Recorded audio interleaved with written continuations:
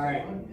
So this is one of the most powerful tactics you'll learn in persuasion and tutoring. Okay, so this is I think Latin word, reductio ad absurdum. Anyone want to guess? Lydia, if you looked up, you know. Don't say it. Anyone want to guess what this literally translates to?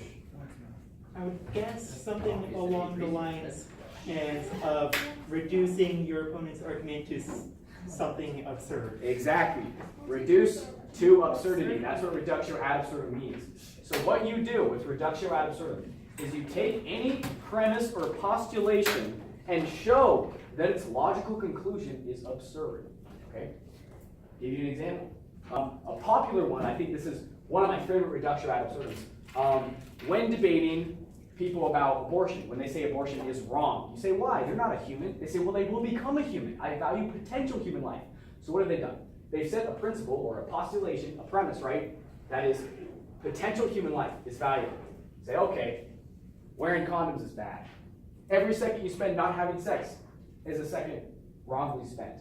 That's a reductio ad absurdum, right? Or how about this?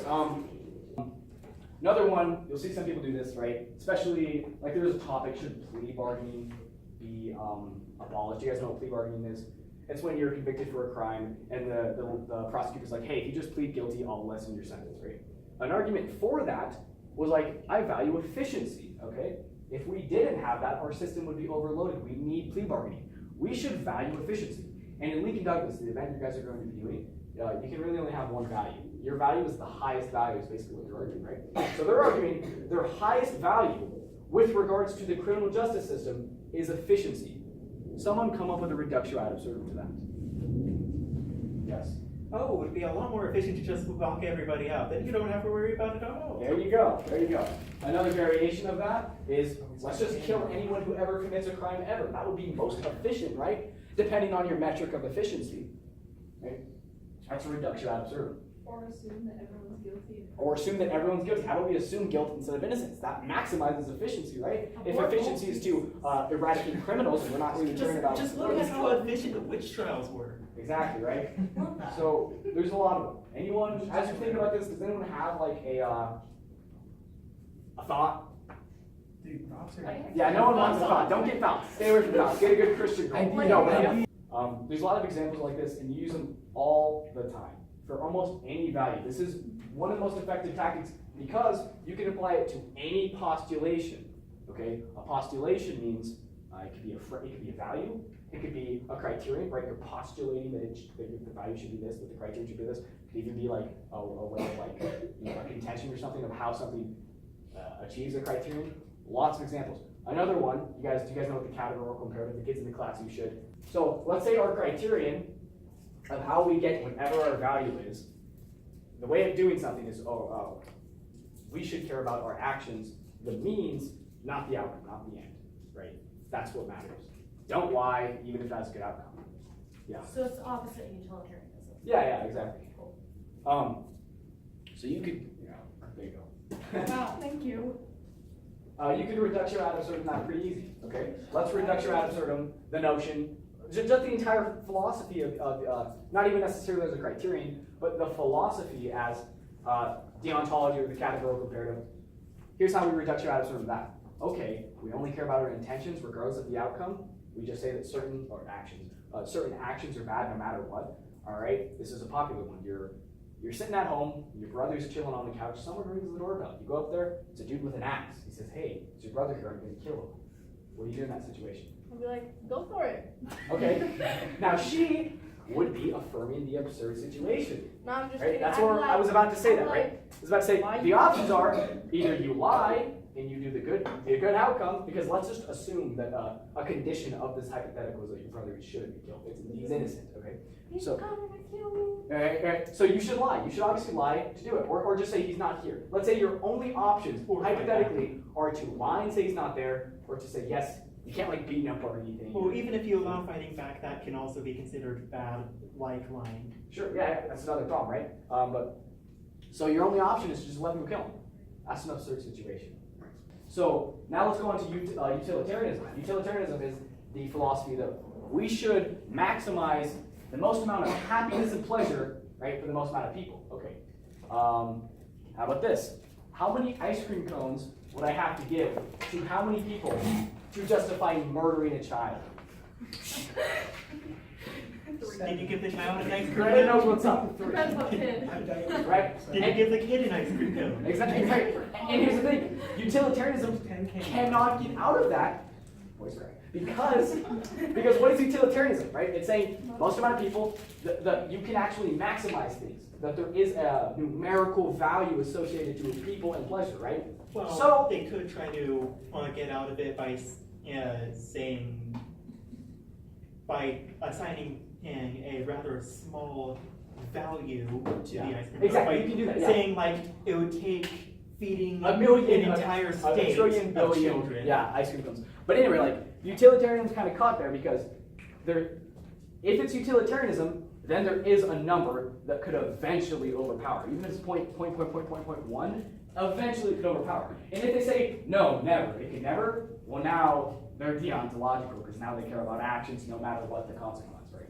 But that's a reduction out of sort of reality. So could you turn that on them and be like, it's not necessary for you to kill a child in order to give someone ice cream, therefore your example does not add up or isn't topical necessarily? Sure, but the hypothetical is in the context that it is necessary. Okay. So a lot of the time in debate, you'll be going against someone and you will offer a hypothetical to test their value. Your value is this. Well, what if it was this situation? And then they will say this. That's not the situation. That's not what we're talking about. That's a hypothetical. People who say that are stupid, okay? If your value cannot stand up to a hypothetical, it's not a good value. Your value should be consistent in every hypothetical. That's what hypotheticals are for, to test the integrity of value.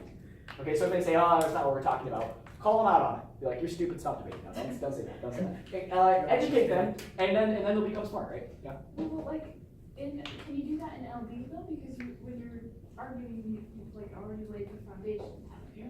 How do you- what do you mean?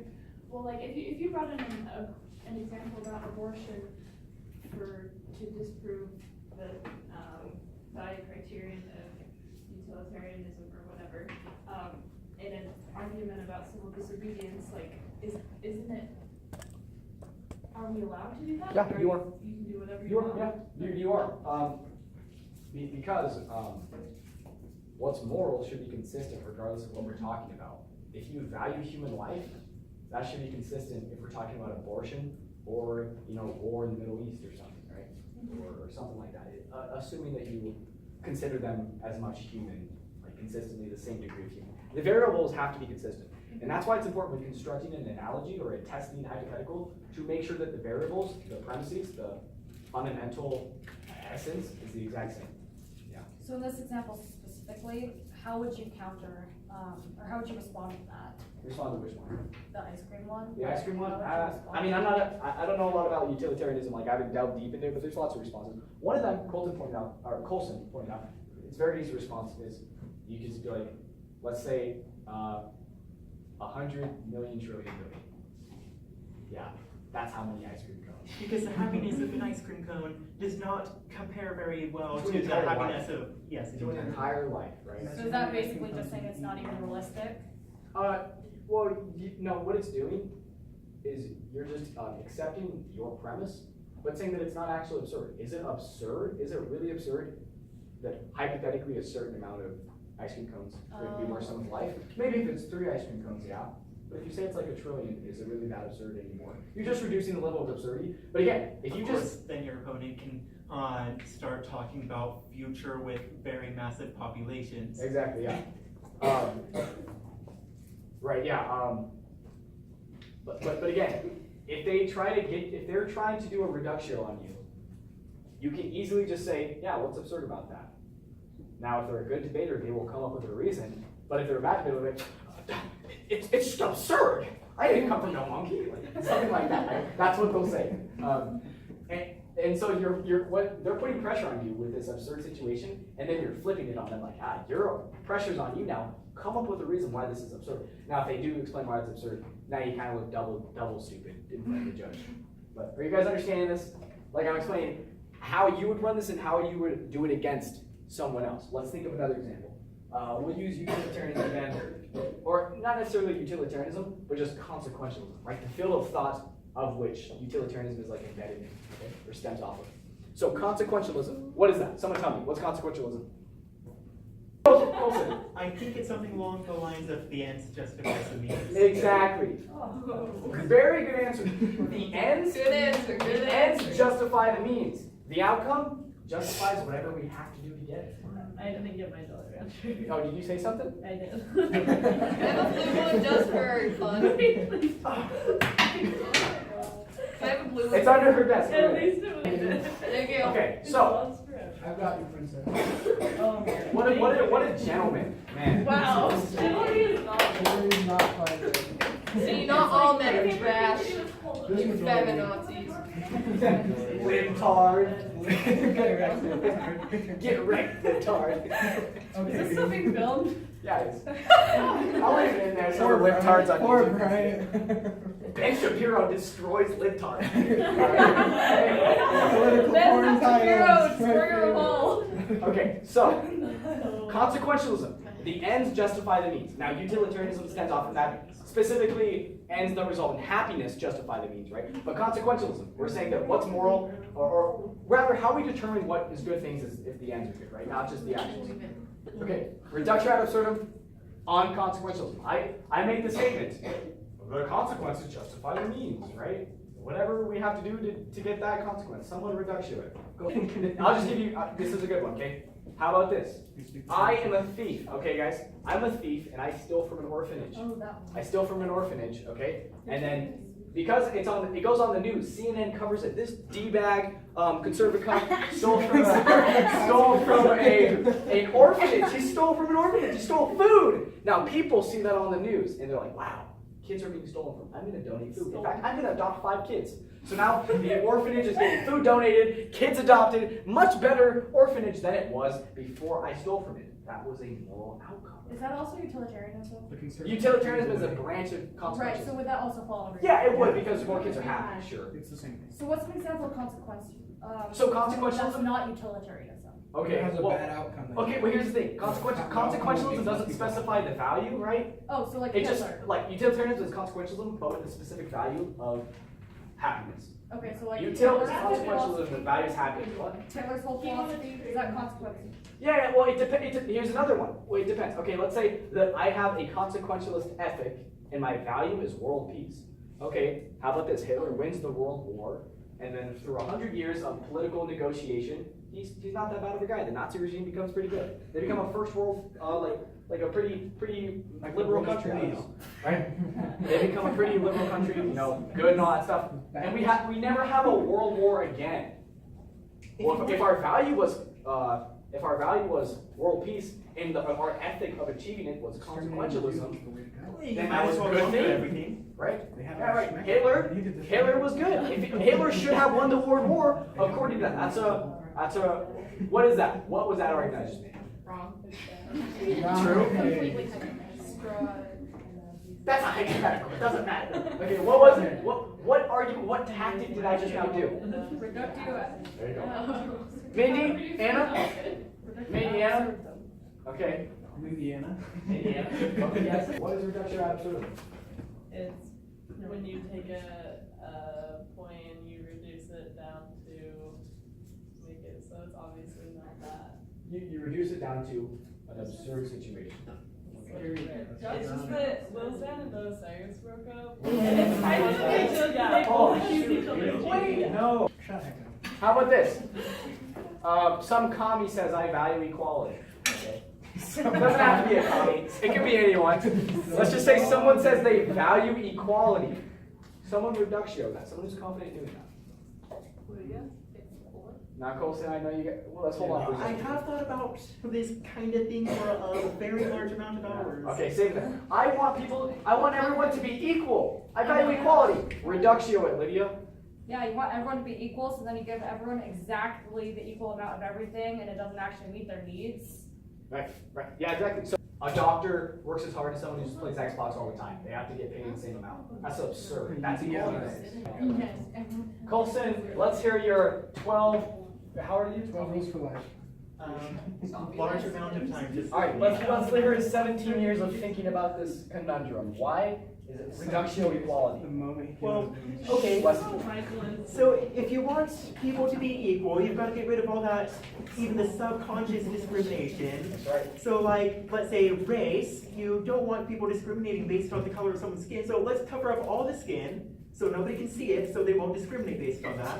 Now, we don't want discrimination based on gender, so let's give them a nice big robe that is really billowy, and maybe give them something to disguise their voice so you can't really tell what gender they are. Exactly, yeah. Colson's got it. All right. We're going to do one more reductio for now. Yeah, okay. Also, just a little corner, you guys can use this argument. I said I mentioned it. This is a metaphysical argument. The reality is basically unequal. The fact that this table is here and not literally everywhere else is an inequality. The fact that the value is 1 and not 0 is an inequality. Right, yeah, so that is a metaphysical argument. It's not a reductio, but just keep that in mind. Great argument is that the fact that I'm here and nowhere else is natural inequality. Inequality is a necessary condition of there being a universe, right? Because think about that. There is a universe. There has to be differences. Right, but just think about the statement. Think about the statement. Inequality is a necessary condition of there being a universe, because if there's a universe, which would be a value of 1, a universe exists, that's unequal to the not existing, right? It requires contrast, right? The fact that black exists depends on white existing, which is natural inequality. Anyway, just a little. Love that. Anyway, so we're gonna do one more. I love this one. I don't like Tom's games. I don't get to try it a lot, but here's one. A lot of people are socialists. It's the cool thing. I party It's the Saturdays. cool thing. It's the cool thing to do is to be socialist nowadays. My argument is that socialism, if we followed the ethic of socialism, we would be redistributing women to men. That's what we'd be doing. That's what the incels want. Wait, Here's capitalism. Capitalism is everyone starts off and then they compete with each other, and everyone competes with each other in capitalism. Whoever is the best gets the value. Now, obviously, there's not enough value to redistribute to everyone. Otherwise, why would you compete? The fact that you're competing implies a limited amount of resources. Okay, so that's capitalism. The fundamental problem with capitalism that everyone points out is that some people don't do well competing. They end up being poor. They end up sucking. They don't get money, and then they die. Now, that's not due to anyone hurting them. That's due to their own inefficiency. They just weren't good. Maybe they were born in a poor area. Whatever the reason, who cares? They just were not able to compete well, okay? Like, not like who cares, screw them, but like whatever the reason, it could be a good reason. For whatever reason, they just were not able to compete in that competitive landscape. So, in any competitive landscape, some people will do bad. And people say, oh, capitalism sucks because of that, okay? Dating is a competitive landscape. Some people do well. In fact, if you look at the graph, only like 20% of the men get like 80% of the women. Pareto distribution, right? And so, according to the exact same ethic, basically, socialists say the problem with capitalism is that there is a competitive landscape where there is resources that everyone should be able to try and have, or have, everyone's entitled to, right? But some people suck at doing it, so they don't get it, and that's bad. People don't get it. Okay, dating, exact same thing. Some people are not going to get women. Some people are not going to get men, right? According to the exact same socialist ethic, you need to prove to me a fundamental difference in the compared hypotheticals. You would redistribute women. Or you'd redistribute alpha traits to other men. This is just food for thought. It's a joke. It's an example. It's not a joke, actually. Is it a joke? No, I actually really like that reduction because I don't like socialism. I think it's evil. But, like, disagree or don't, that's what we're here for. It's a fun analogy. It probably needs to be, like, technically sharpened a bit. Maybe there's a couple wording at the top where I'm saying the word thing. But that's another form of reductio. And that's one where it's like, wait, what? Right? Some reductions you have to try really hard at, and your judge, who's a big socialist, will just vote against you. When I was a judge voted against me after he heard the name Ayn Rand. So no way. That's what happens when you get college judges who are corrupted by their professors. But anyway, that's Reductio ad absurdum. Probably one of the most powerful things you guys will ever use, and you'll identify it and you'll love it. It's great. So, any questions on that? Like, subscribe, tweet me at David Dobrik. Tanacon!